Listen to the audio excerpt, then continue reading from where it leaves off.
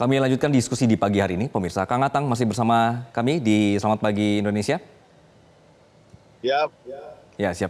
Ayo, Kang, Mas. jadi aturan mainnya seperti apa, Kang, sebenarnya untuk proses rubah-rubah kementerian ini? Kemudian memangkah se-urgent itu saat ini, Kang? Ya, tadi sebetulnya Mas Doli sudah memberikan penjelasan. Ada dua hal yang sangat signifikan dalam skema konteks politik legislasi. Misalnya yang pertama adalah memang dilihat dari urgensinya, dan yang kedua adalah tentunya karena skema politik legislasi ini sesungguhnya ada di wilayah politik, maka memang kebijakan dan komitmen politik di antara anggota atau fraksi lah ya, yang kemudian ini menjadi sebuah kebijakan dalam konteks perubahan. Nah, kalau apakah kemudian ini menjadi relevan perubahan terhadap Undang-Undang Kementerian Negara, tentunya memang ini banyak hal yang harus juga kita lihat secara komprehensif. Pertama barangkali bagaimana kita melihat bahwa grand design besar terkait dengan sebuah catatan pada saat perumusan Undang-Undang Cipta Kerja misalnya, salah satu problemnya adalah misalnya terjadinya sebuah obesitas terhadap organ-organ kementerian sehingga menjadi apa yang disebut dengan ego sektoral dan birokratis dan sebagainya. Itu saya kira menjadi catatan. Artinya bahwa perubahan undang-undang kementerian itu mungkin saja, tapi banyak beberapa catatan yang harus menjadi dasar untuk evaluasi. Yang kedua misalnya terkait dengan evaluasi kementerian yang existing misalnya. Dan yang ketiga tentunya, dan yang paling substansi sebetulnya, karena Pak Prabowo ini sebagai calon presiden terpilih, maka visi misinya juga harus menjadi salah satu instrumen pokok dalam rangka untuk melakukan evaluasi terhadap kementerian-kementerian. Dan tentunya kementerian itu nanti akan didasarkan kepada visi misi dan program-program kerja utama. Apakah memang visi misi dan program kerja utama itu membutuhkan kementerian-kementerian baru misalnya, atau perubahan-perubahan terhadap nomenklatur misalnya, atau bahkan juga bisa terjadi ada pemubaran terhadap nomenklatur kementerian misalnya. Tapi pada prinsipnya tentunya skema politik legislasi tadi betulnya Mas Duli sudah memberikan penjelasan dan catatan. Itu Mas. Oke, Kang. Jadi kalau seandainya sekarang RUU ini dikebut begitu ya, menurut Akang ini, apakah ini konsekuensi untuk segera mewujudkan janji politik saat kampanye, Kang? Nah itu tadi juga Mas Duli menjelaskan bahwa sebenarnya kan ini gimmick gitu ya. Gimmick di awal bahwa beberapa elit politik mengatakan terkait dengan masalah kuota menteri. Jadi ini ditangkap oleh publik seolah-olah ini ada bargaining politik dengan presiden terpilih dengan para pendukung partai pendukung, sehingga ini menjadi bargain politik. Meskipun saya kira tentunya kan melihat tentang partai politik tidak sesederhana itu. Kan selalu saja melihat bahwa partai politik hanya bisa meminta jatah menteri tapi kinerjanya dianggap tidak beres gitu ya. Kan sebenarnya nggak itu juga gitu. Nah ini yang juga harus dilihat secara terbuka dan lebih dewasa memahami dan memaknai apakah memang nanti Pak Prabowo ketika sudah melakukan kajian secara komprehensif terhadap visi misi, program kerja yang basicnya evaluasi terhadap kementerian existing dan juga beberapa capaian-capaian harapan dari keberlanjutan program sebelumnya, ini membutuhkan penambahan kementerian ataupun juga perubahan nomenklatur gitu ya. Bisa saja pembubaran kementerian atau bahkan juga bisa penggabungan dan pemisahan yang seperti misalnya ada isu bahwa meskipun masuk isu misalnya kehutanan dan lingkungan mau di-split misalkan, ini juga perlu kajian komprehensif gitu ya. Apa implikasinya terhadap lingkungan yang ini menjadi problem besar bagi kita semua misalnya. Atau juga termasuk terkait dengan Kumham misalnya. Ada isu mau di-split misalnya. Atau bahkan juga ada beberapa kementerian yang akan dilahirkan, kementerian yang baru misalnya. Usul di ruang publik misalnya terkait dengan hal yang sangat substantif bagi keberlangsungan masyarakat hukum adat. Kenapa misalnya tidak ada nomenklatur kementerian yang khusus yang selama ini memang masyarakat hukum adat ini termarginalkan, baik dalam perspektif politik legislasi misalnya atau peraturan perundang-undangan yang tidak banyak mengakomodasi prinsip substansi hukum adat, ataupun pada konteks faktual misalnya. Ini yang kita selalu melihat potret buram terhadap perlindungan masyarakat hukum adat misalnya. Ini yang saya kira akan menjadi sebuah catatan strategis dalam rangka melakukan kajian dan telaah.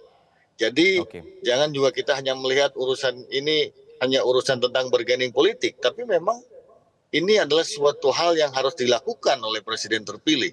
Dan kita nggak tahu apakah ini akan terjadi penambahan atau apapun kan belum belum Oke, oke. belum Baik. menjadi pernyataan dari presiden terpilih lah. Kalau saya Oke. lihat nih hanya baru gimmick-gimmick dari partai lah dalam rangka membuka ruang untuk bargaining gitu. Itu Oke. mungkin Kang. Siap, siap, siap. Bang Doli, saya kembali ke Anda. Saya ingin ngambil contoh nih Bang, Ya. beberapa negara ya yang punya populasi tinggi, kemudian dengan jumlah kementeriannya. Misalnya Tiongkok ini cuma punya 26 kementerian.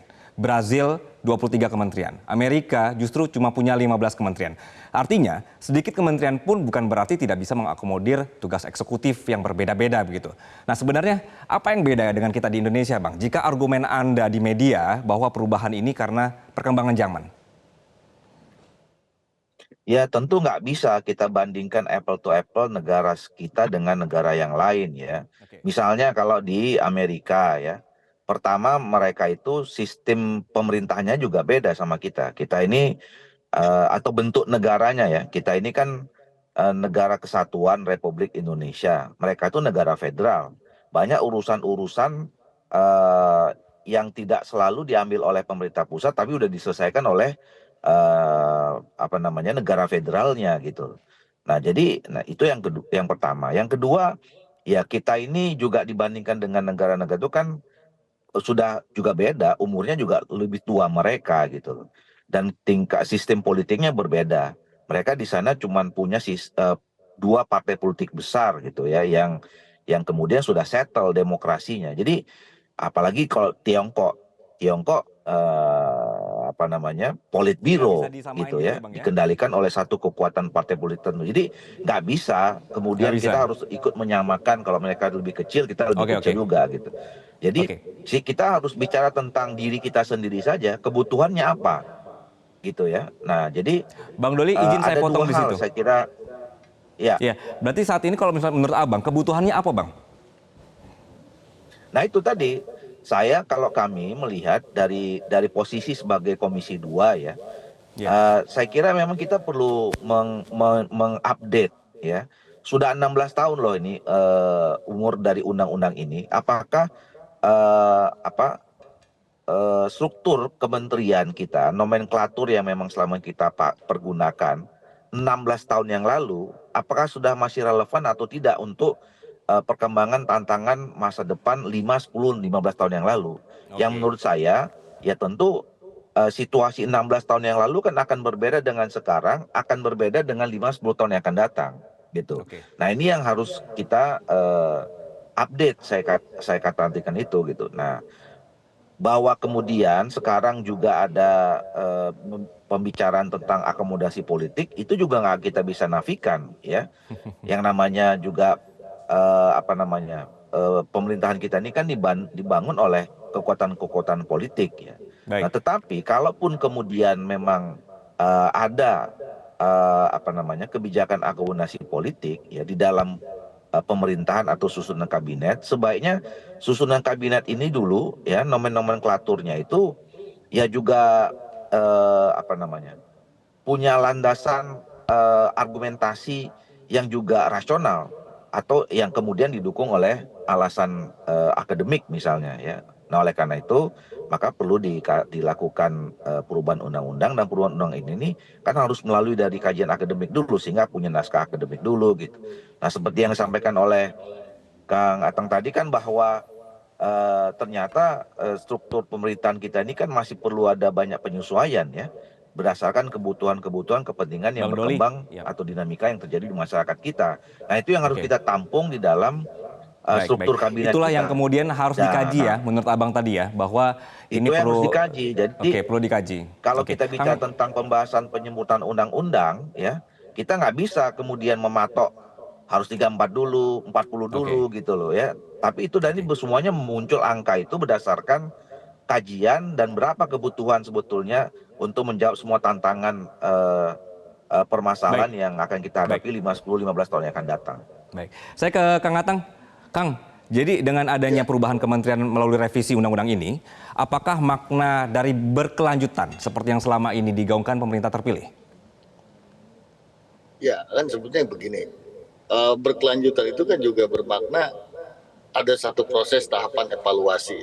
Jadi tidak harus dipahami sebagai sebuah penyelenggaraan pemerintahan yang stagnansi begitu.